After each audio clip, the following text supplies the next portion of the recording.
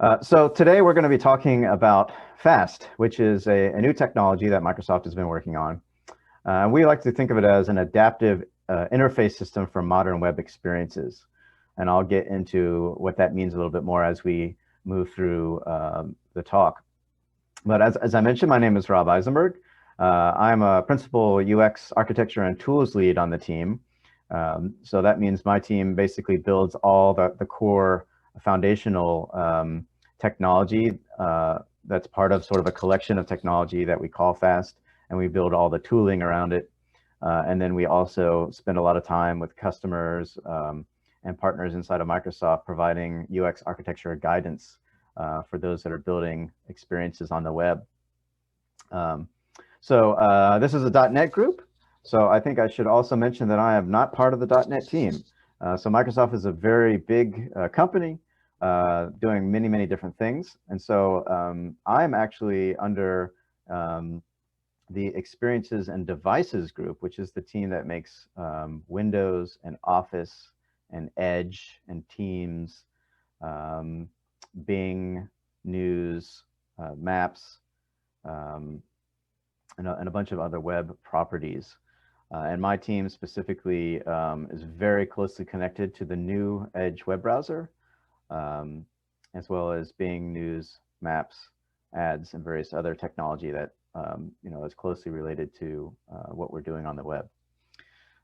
So that's kind of where I'm at, but I have a huge background in .NET and a great love for .NET itself as a technology, and I know, of course, many of the folks on the .NET team and have for many years. And of course, .NET is building tech that people are using to build web experiences. And we are solving a set of problems around web experiences as well. So we've been in close communication, and we've been working since the very early days of our project to make sure that we've got something that is awesome for .NET developers, or really anyone that's building on the web. And so I'll talk again a little bit more about that in a moment. So with that introduction, let me get on here and give you a quick overview of what we'll do in our moments together. So first, I'm going to talk a little bit about web components, because this is the foundational technology that FAST is built upon. So you may not have heard of this before, or maybe you have some knowledge, but maybe you haven't looked at this tech in a little while. So I'll get everyone up to speed, hopefully, on web components real quick. Then after that, I'm going to do a quick demo, and I'm going to show how you can use FAST web components with ASP.NET and Blazor. So we'll create a new Blazor project. I'll plug FAST in, and I'll just write a small bit of code to show you just how easy it is to start using our components.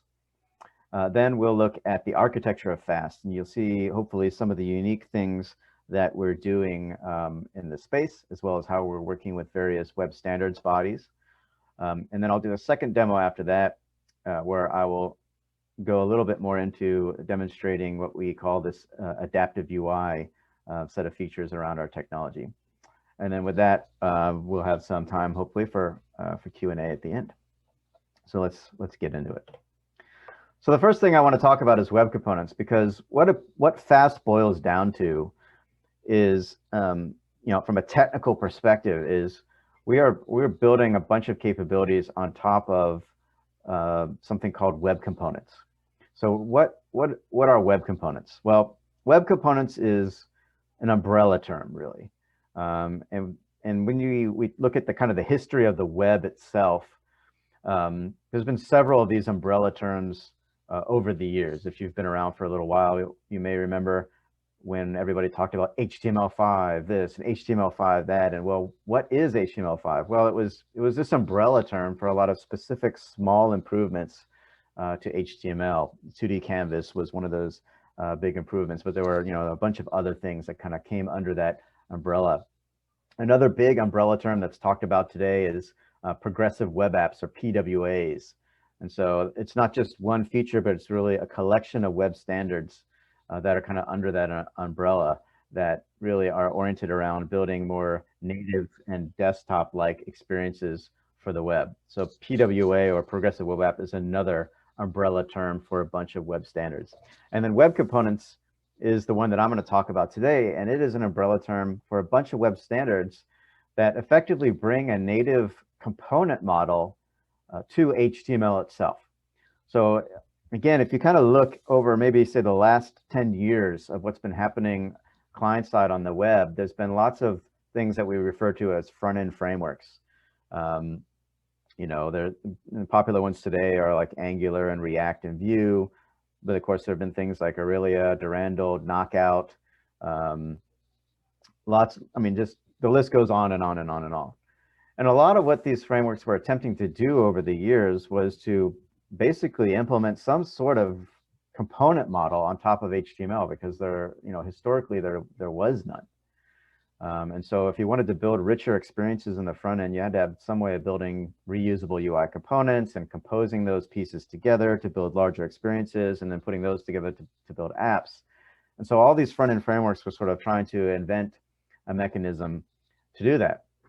Well, parallel to those sort of experimentations and innovations happening in front end frameworks, the web itself has been evolving. And so as it turns out, every major browser today supports a set of native web standard APIs for defining components.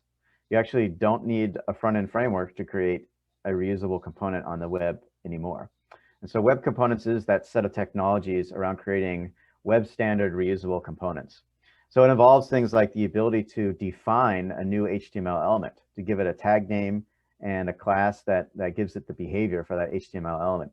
It includes things like shadow DOM, which is a way to create a section of DOM that is partitioned off from the main document so that it's encapsulated, so that a web component can have a place to render without the details of how it's rendering itself leaking out. Shadow DOM also supports encapsulation of CSS. So again, now you can write a component and you can give it some CSS, and that CSS is encapsulated in that component so that it does not leak out and affect the surrounding page, nor does the surrounding page penetrate the shadow DOM itself and affect how that component is rendering. So these are truly, this is a true encapsulation model for the web as part of web components. Then there's some basics around template cloning and CSS properties, which are variables in CSS, and a whole bunch of other things that kind of come together to provide a rich component model for the web. And that's really what web components are. It's native browser standard component model for creating reusable components and building apps and experiences. And of course, you get all the things that you would expect to get out of any component model. So you get encapsulation, like I just talked about. You get reusability. You get extensibility because it's built on top of the HTML model. So in the same way that you can, you know, put in a section and then a div inside of that and a span inside of that, you can kind of compose all these elements together. You can compose web components in the same way.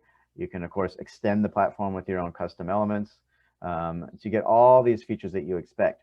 And I think one of the beauties of this is it's technology agnostic. So a web component is an HTML element. If you inspect it in the browser, any web component, you will see that it actually inherits from an HTML element, just like div does, just like span does, just like the input controls do. A web component is a platform HTML element. And so as a result, it's, you know, it integrates with everything. So if you're using any server-side framework that's generating HTML, that server-side framework can generate web component tags, and it will just work. If you're using something like an Angular or a React or Vue or Svelte or anything else on the front end, well, all those frameworks, they work with HTML. So they will work naturally with web components because those frameworks, you know, set attributes in HTML and they wire to events in HTML, and web components do all those things. They have all of the same APIs that any HTML element would because it inherits from an HTML element. Even if you're using jQuery, it just works. Just automatically works because jQuery works with HTML elements, so it works with web components. And one of the fantastic things about web components is if you're not using any front-end framework, and in fact, if you don't even know how to write JavaScript, and all you have is a static HTML file, right? And you don't even have a server set up other than, you know, static file hosting, they work too. because all you have to do is reference the script that has your web components defined in it, and then you just write HTML. So in a lot of ways, web components brings us back to sort of the early days of the web, where things were much, much simpler. So you can just write HTML, and it just works. And so it works with any framework, front end or back end. It works with JavaScript, it works with TypeScript, it works without knowing how to write any of those. If you're just an HTML and CSS person, it's fine. If you're an ASP.NET backend person that doesn't want to get into JavaScript at all, it's fine. It all just works. So this is a very long-term problem that we've been working on solving on the web platform. And it's very, very exciting to kind of share with you all, if you're not familiar, that this now exists as part of the HTML standard. All these APIs for extending HTML itself and creating reusable encapsulated components without needing an extra framework to do it. And so what we've done with Fast is we said, okay, this is fantastic. Now we've got this core capability in all the major web browsers. Let's go build a set of reusable components on top of these APIs. So let's go give everyone a standard set of attractive components for buttons and anchors and tree views and selects that are customizable and data grid and all sorts of other things. Let's build it on top of web components, because now we can finally build it once and it will work in every web browser with every framework, with front end, with back end. And we don't have to build multiple different implementations for different frameworks or different tools. It just works because it's HTML. And so that's what the Fast team is doing. We are building a set of component technologies on top of web components and modern web standards, designed to be used basically by everybody. So what I'm going to do is I'm going to give you a quick demo just to show you how easy this is to get going. And I'm going to do this demo in a Blazor app, but it's virtually the same with ASP.NET, with MVC framework, and frankly with whatever server-side framework you are using. So I'll jump into that in a minute. Let me show a couple of places for you all to go to get more information. So first, on the web, we're at fast.design. So you can go to fast.design and you can check out our website. You can see some of the components. You can jump into the documentation and you can read all about how to use the components. Of course, our technology that we've built our components with is also open for you to use to build your own web components. So if you work for a company and maybe say your company actually is using a bunch of different front-end frameworks today, like maybe one team is using Angular and another team is using Vue and somebody else has like a legacy Angular JS, or maybe there's some knockout and you're trying to find a way to unify things, but you can't afford to rewrite everything. You can use Fast Web Components to provide a unified look and feel across all of those frameworks without any of those frameworks needing to rewrite code. So you could even begin to write some of your shared components using Fast as well, to share them across all those different technologies. So it makes it easier to integrate and to migrate tech over time. But you can read all about that in the docs. We have stuff on how to use Fast Element to create components. Of course, we have all of our components documented. If you see, if you jump here to components from our main site, you'll see a bunch of the components here. So you can come here and, here's a button and you can actually play with some of the properties to see how they render, neutral and lightweight. You can look at different combinations of things. So here's our card component. And this is fully editable too. So you can come in here and you can play with the HTML in real time and see exactly kind of what the components would look like as you mess around in HTML. So this is kind of a live preview tool they can use to explore the different components, and you'll see a list of the components that we've shipped. And of course, there are more on the way, many more on the way, but you can see that we've got a bunch of stuff like accordions and anchors and badges and buttons and cards, checkboxes, flippers, dividers, progress, both circular and linear progress, switches, tree views, all sorts of different components. And like I said, this list is expanding. We just started this project really in February of March February or March of this year. So we're still early on in terms of these kinds of things, but you can expect to see that this library of components is going to continue to expand over the months, offering a very, very rich feature set. And like I said, it's all just HTML. So you can see down here, I'm just writing HTML. I'm just using the special elements that we've defined in order to render the different components. All right. So those are places you can look. Mainly just remember fast.design. And of course, we're on GitHub as well. You can go to Microsoft Fast. Everything is MIT licensed open source. So you can join us. You can contribute to the project. You can kind of watch our progress. You can also see we've got a lot of projects that are set up here. It's going to make me log in. It's not going to do that.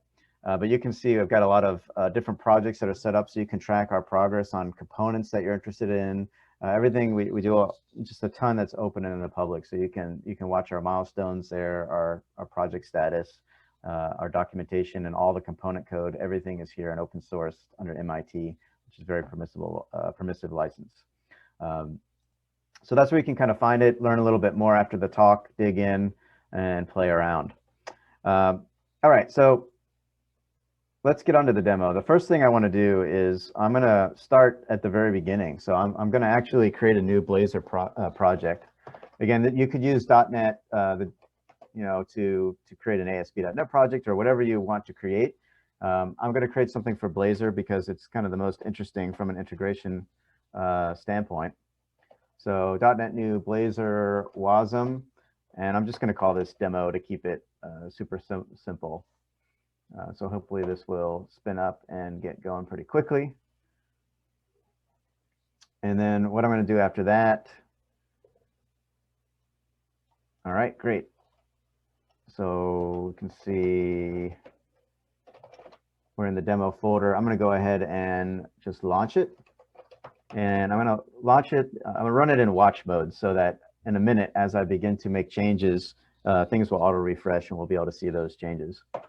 But I'm just going to go ahead and run this Blazor app. And if you've seen Blazor before, this is going to look exactly like what you're used to seeing. I mean, this is just the stock kind of startup demo for Blazor. Here's your counter. Here's your home screen. So this is all written with C#, right? And this is compiled to WebAssembly and running inside the browser, right? So this is a client-side Blazor application. And what I'm going to do is I'm going to start to use these web components with Blazor. So I'm going to kind of dock this over here, and then I'm going to bring up my code editor and dock it on the other side. All right, so I'm going to just bring up, so the browser a little bit larger here, and then I can also zoom in VS Code in a minute as well. But I'm going to just bring these up side by side so you can see as I change things. And the first thing I'm going to do is I'm going to go into my index.html file, and let's make that a little bit bigger. Let me open up the other page I'm going to use in a minute, which is our counter, and then let's expand that out. So the first thing I'm going to do is, so this is a normal Blazor app. It could be a normal ASP.NET app. What I'm going to do is first I'm going to add a script tag. So that using fast in this scenario is as simple as just adding a script tag. So I'm going to go ahead and add another script tag down here. And what you'll see is that I'm pointing this to our CDN, so the unpackaged CDN. And I'm going to use our Fluent UI web components. So my team that builds fast, we build the official Fluent UI, Microsoft Fluent UI web components. So that's what I'm going to use in this demo. So that's located at Fluent UI web components. So this is just bringing it in from the CDN. So we'll do that. The next thing that we're going to do is, in order to use the components, we're going to wrap our HTML that's in our page with a special element, which we call the Fluent Design System Provider. And we're going to tell it to use its default settings. And I'll explain this in just a second. So I'm just going to add this element in here. This is the Fluent Design System Provider. And wrap everything. And the Fluent Design System Provider is something that provides all of the styles for our web components. So I'll show you in the architectural diagram in a moment how FAST is built, but essentially we've been very, very careful to implement our components kind of in layers such that the fundamental components are devoid of any styling whatsoever. So if you've worked in XAML before, this is a bit like lookless controls for the web, all right? So we have a fundamental set of components that have no opinion about how they appear, how they're rendered.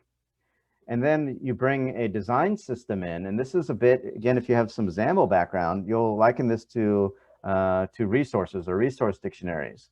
So what the design system provider brings is it brings all the styles for those components in. So any component that is rendered as a child of this design system provider will be styled according to that system of design. In this case, we're using Fluent Design, which is Microsoft's design language. So this is the design language that you'll see in all of Microsoft's modern experiences. So I'm going to use Fluent Design, and that's it. This is basically all you have to do now to use our entire component library. And now you just start using the components. So for example, if I wanted to start using the Fluent button component, I could come to this counter screen, and instead of just using a regular HTML button, I could switch this to using Fluent button. So these are now elements that are defined in the browser. And I can go ahead and save this. And then you'll see the page refresh, and now I've got a Fluent button here. So this is using Microsoft's Fluent Design Language. Now I can come in here and I can change its appearance and say I want an accent button.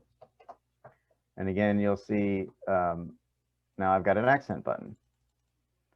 Works just like a normal button, but now it is a web component that is a Fluent UI themed web component. And all I had to do was just add the script tag, and now I've got all these new HTML elements available for me to use throughout all my pages. Let me update some code and just do a little bit more here, because I want to show you that when you're using something like Blazor, Blazor has data binding, right? It'll bind to your code, to your models. When properties change, it'll update things. And this is something that typically will not work very well when you try and combine different front-end frameworks together. But because FAST is using web components, Blazor's binding engine can fully talk to all of our web components, just like any HTML element. So I'm just going to update this code a little bit. I've still got my Fluent button. I've added a Fluent badge around that count so we can style it. And then notice how the badge has an appearance. And I've used Blazor to bind that appearance attribute to my model in my code down here. So every time that we increment the count with the button, we're going to flip back and forth between a neutral and an accent appearance for the badge itself. So I'll just save that. Again, this is a simple demo, but this is kind of the point, is that this technology is so simple to use. All you're doing is just using new HTML elements, because web components allows anyone to define new HTML elements at the platform level. And what FAST does is it gives you a bunch of predefined web components that you can go drop in and immediately start using in any web experience that you have. And like I said, back here we've got a ton of different components, whether you need progress, whether you need, let me add one other thing in so we can add. So for example, we could put a select in here. So this is one of the things everybody's always looking for, a custom select where you can put custom HTML into the different options and do fancy things with the select. Well, we provide a select out of the box as well. And of course, it looks nice. It looks just like all the Fluent components that you would see in any Microsoft app that is using that Fluent design style, which is really kind of like the Microsoft standard now. So these are just web components. These are just HTML elements you can start to use. Add the script tag. You know, like I said, the steps are really simple. You add the script tag, then you simply surround whatever part of your app you want to use these components with this design system provider, which will provide the styles to the components. And then you just start using the components just like any other HTML and it seamlessly integrates with any framework. Yeah, so that's our first demo. Pretty straightforward. Just want you to see how easy it is to start using this technology today. All right, so let me jump back to my slides, and I want to tell you a little bit more about how this is built and why. And this will also explain why we have this wrapper design system provider and a few other concepts here, so you can see kind of the power and the direction that we're going with this technology.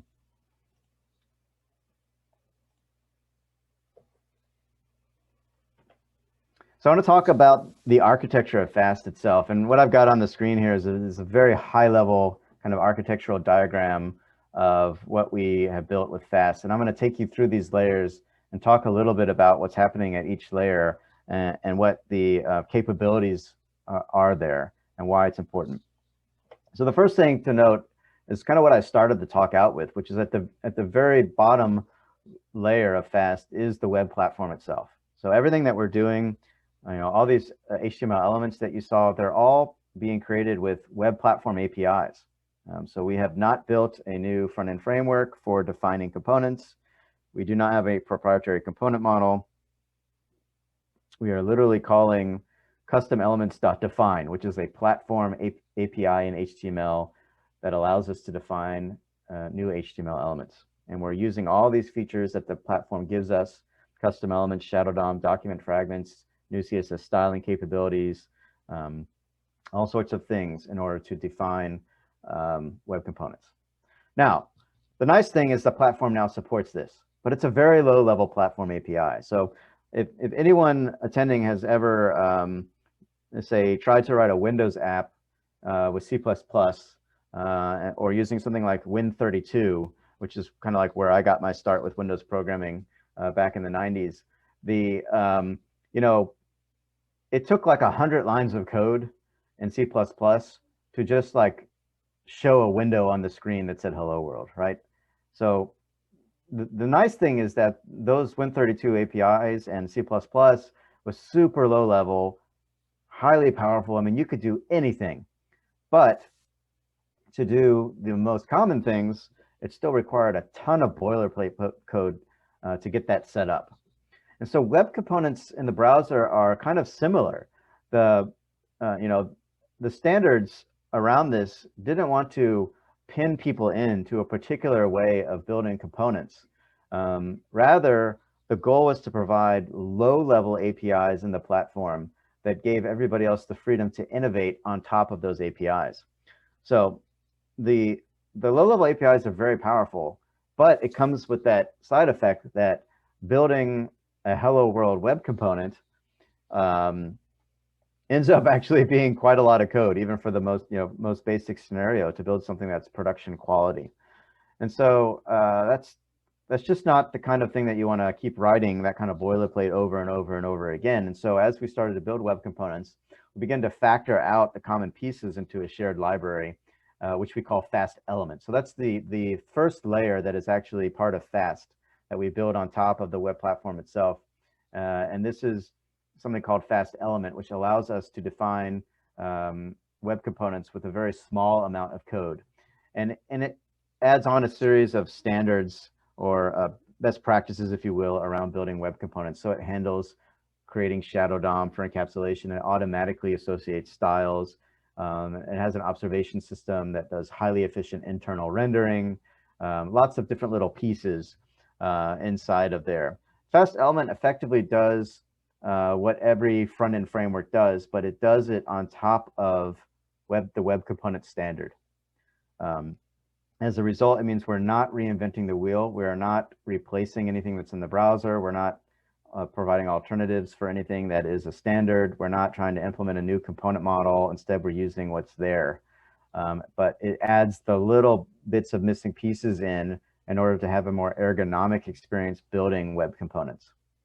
Now, if you don't want to build web components, you just want to use our web components, which is what I just demoed. I just demoed just using them. Then you maybe don't care too much about this, but I only emphasize it to show that we're actually built on top of the standards, and we're working actually very closely with standard bodies as part of this process. In fact, to continue through TC39 to improve the JavaScript language, working with WG and W3C to improve the capabilities of HTML and to improve the capabilities of CSS around all these scenarios, so that eventually fast element will just go away. We won't even need it anymore because the platform will have a lot of these capabilities in it.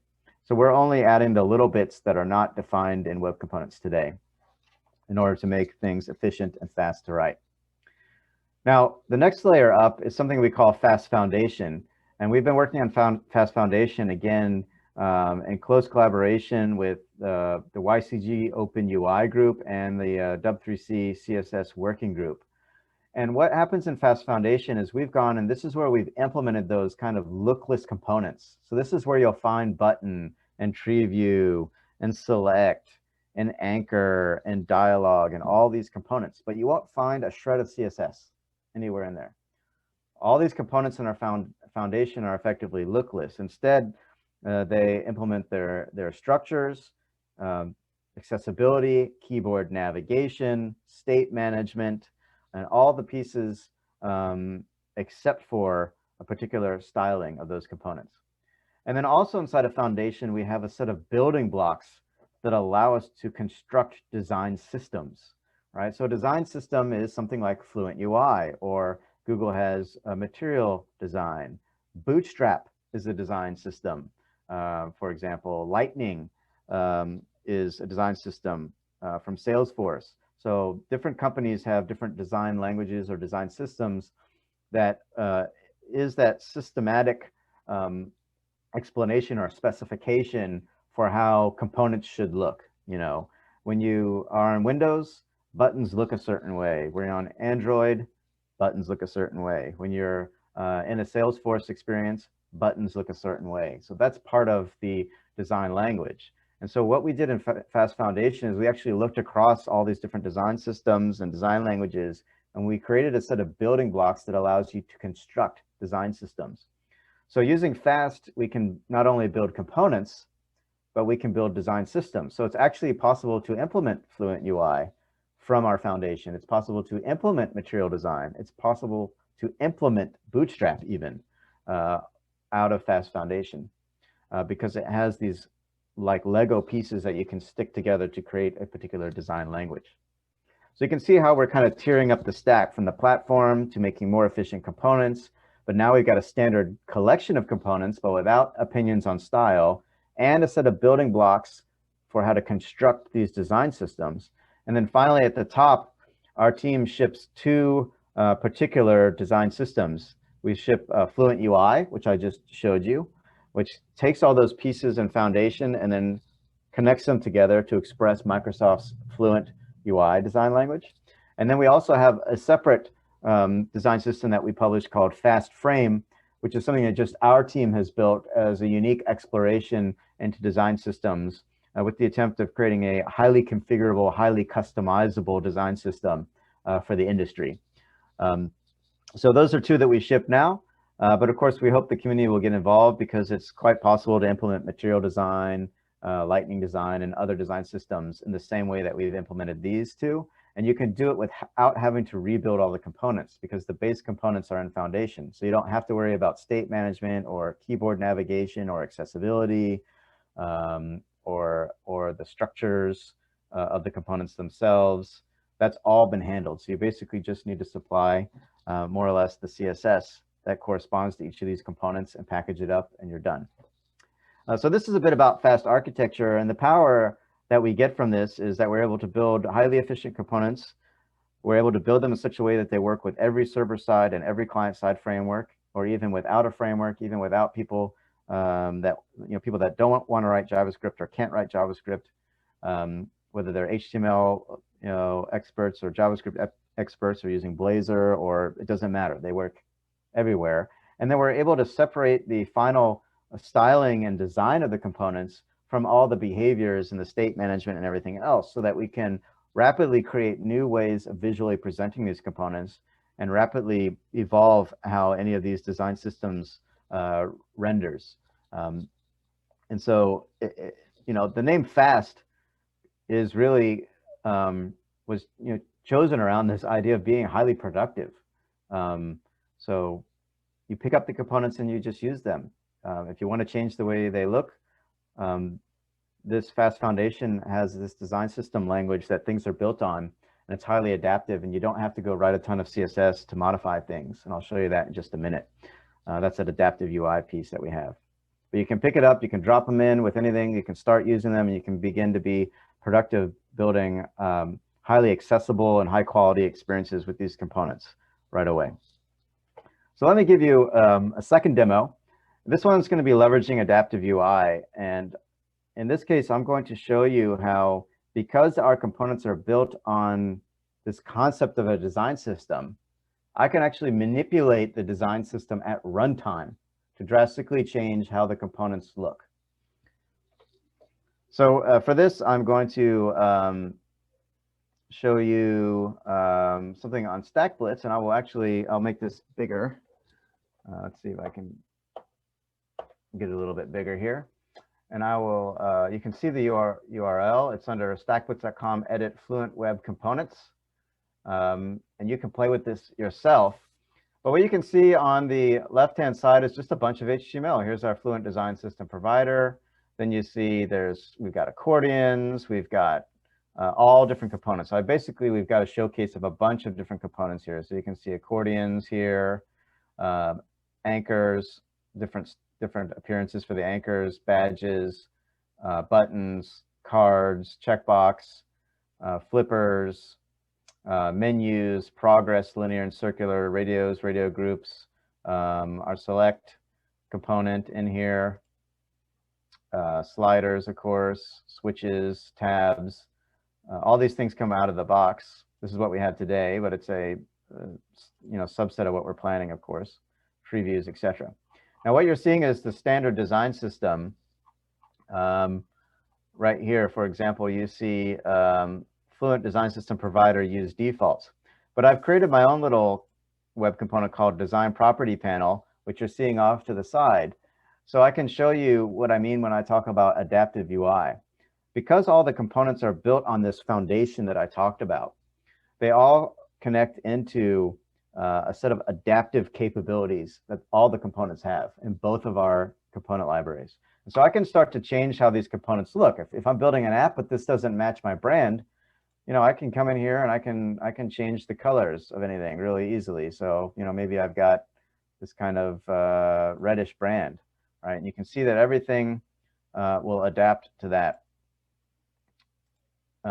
Selects, the tabs, the switches, everything adapts to that accent color. But maybe also my branding is, more rounded controls. So I can go ahead and I can change the rounding, just maybe make it a little bit more rounded. And you'll see again how that affects everything from these, these check boxes to the buttons, to the highlighting around the menus, to the select and the select highlighting and so forth.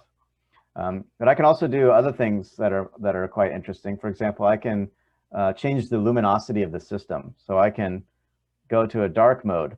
And you'll notice how no matter how I change that background, you can even see that the text shifting from black to white. You can see the shades subtly changing in all the colors. And this is because of that adaptive UI. That foundational system I talked about, it understands accessibility, right? It understands what that means. It understands what the color ratios need to be in order for something to be accessible. So when you select a color palette, FAST will guarantee that no matter what the background layer luminance is, that your text, your controls, and everything will remain completely accessible according to WCAG 2.0 accessibility guidelines. So we have systemized this thing such that you basically cannot not be accessible, right? And so the system guarantees that colors remain accessible based off of whatever accent you're picking here, and whatever background color and background layer luminosity you have. This also means that for all of our components, you get a light and a dark mode out of the box without needing to do anything. And you can even go darker than dark if you need like a much darker mode as well, if your customers are just asking for something a little bit different. I should also mention all our components have high contrast styles built in. So if you are set up in high contrast mode on your computer and you view a site built with these components, they will opt in, they'll automatically opt into the high contrast styling of the browser. And so you'll see all of these components in high contrast mode automatically. So accessibility is a very, very big thing. And this adaptive UI system that we've built has accessibility at its core. But it also, again, it gives you that flexibility to kind of do what you want from a branding perspective.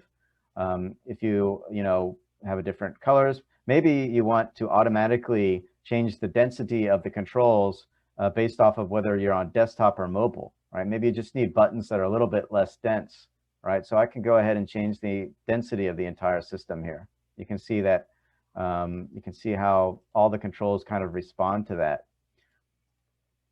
I can also change the design unit. This is what controls sort of margin and padding. It's sort of the internal grid system and how you might imagine that laying out on the grid system. So I can come in here and I can change the design unit as well, and that will affect all the components in the same way. Maybe you're building a tooling experience and you actually want a denser set of components, right? So you can adjust these things and get something that's a bit denser of a UI. So you have all these controls over the components. You can see how I can even change them in real time. They don't have to be statically chosen. I can affect the, let's go back up to something where you can see it a little bit better. The outline width of these controls, of course. I can change the focus width. Lots of different properties. I'm only showing a subset of them here. But this is what we mean by adaptive UI. You don't actually have to write any CSS to do this. They're just simple properties that you can set on this design system provider. For example, I can just come in here if I wanted to predefine these. I can set corner radius equals 6. If I spell it right, it will help. And now you'll see all the buttons have that corner radius 6. So you can set them up. They're just properties you set on the design system itself. So every design system has a set of variables that govern how it's rendering. And so you can set any of those variables to the value you want, and then it will just render it over here. Your components will just render, but it's all happening at runtime as well. So you can dynamically change any aspect of the design system in real time based on any set of characteristics, whether your customer wants to go to light mode or dark mode, or whether you have theming capabilities in your app. Maybe the end user gets to decide what color palette they have, or maybe you want to change the styles based off of whether they're on a phone or desktop. You want more or less controls, dense controls, or maybe you can even set up different design system providers. One of the reasons we have this wrapping tag is because it only affects the elements that are inside of it. So I can set up a secondary provider with different properties, and the components inside of that will pick up those properties. So for example, if you've got a standard UI, but maybe you've got an editing experience that needs to be denser, right? And maybe you don't want rounded corners in that place, but do in the other. You can set up a design system provider to wrap that section of the page, and then just set the properties you want, and it just works. So the UI is adaptive. It's got a bunch of properties you can set. These are all outlined in the documentation, and you can drastically affect how any of the components look. And you can even play with this yourself if you go back to our home page. So I've been showing you, over here I'm showing you our Fluent Web Components. On the home page of our site, you'll see what we call the fast frame components, which are a different set of base styles. But you can actually come here and you can also play with those components as well. And you see that they look a little bit different in the starter form, but you can come and they're also adaptive as well. So I can switch between light and dark, and I can come in here and I can do, different colors. I can change, let me go here. Yeah, there we go. So you see I've got kind of different neutral color and a different accent color. I can pick whatever I want. I can change the saturation. So you can kind of play with it here. I can come in here and mess with the border radius just like I was before, outline width, density of the components. So this is our other design system. You can see, in addition to just kind of the basic properties, it looks a little bit different. Sliders are square, switches look a little bit different as well, and so on and so forth. So you have two different design systems to pick from, and then each of those design systems is adaptive as well. So then you can tweak between those. And if you don't like any of that, you can go build your own design system, and you can do it without having to recreate all the components. All you do is associate the new set of styles with the existing components, and you use them just like you do all of the rest of our components. And you can also opt them into this adaptive UI so that your new design system can also be adaptive in the same way. So again, this is what we're working on. It's all based on web standards. I really can't emphasize that enough, because I think it's super important to understand that these work with every framework, front end, back end. In fact, you can even come here to our docs to see integrations, and if you're using Angular, ASP.NET, Aurelia, Blazor, React, Vue, you can pick the one and we will show you how to set it up for that framework. Some folks have thought, oh, well, that's kind of cool. You're wrapping the components for different frameworks. Like you've got a React wrapper and a Blazor wrapper and an Angular wrapper. And no. There is no wrapping of components. These same components without alteration work with everything. And that's, like I said, kind of the beauty of being based on web standards.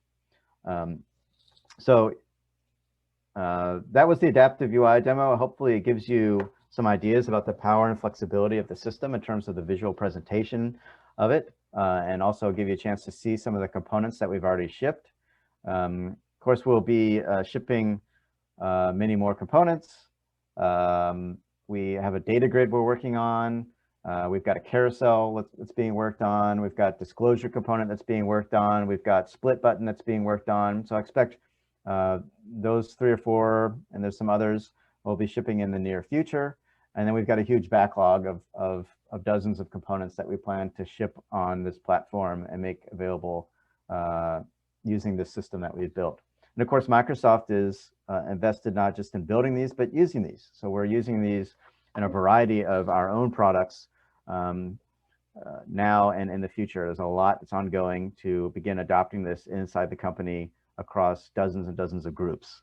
So it's very exciting because it solves a lot of the challenges that we have at Microsoft as well, because we have many websites, many apps built with many different technologies, and we would like to present to you all a consistent experience across all of those apps and sites.